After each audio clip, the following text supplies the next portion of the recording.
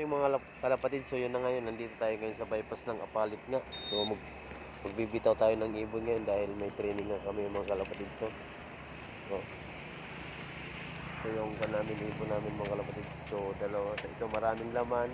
Ito dalawa lang yung laman mga kalapatid. So pahingain muna natin konti. I-release na din natin itong mga kalapatid itong ibon natin. So yun. So tara, unahin muna natin to. HG. Tingnan mo.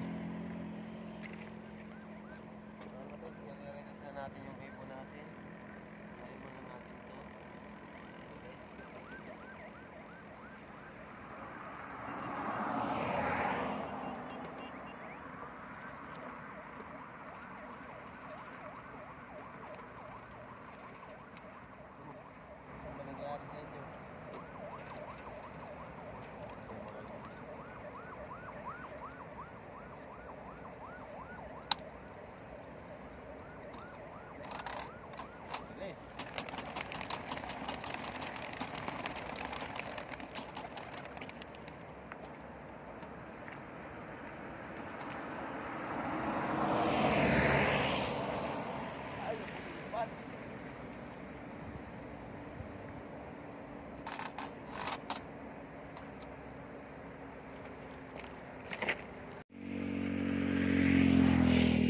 Layo na nila mga kalapatid. So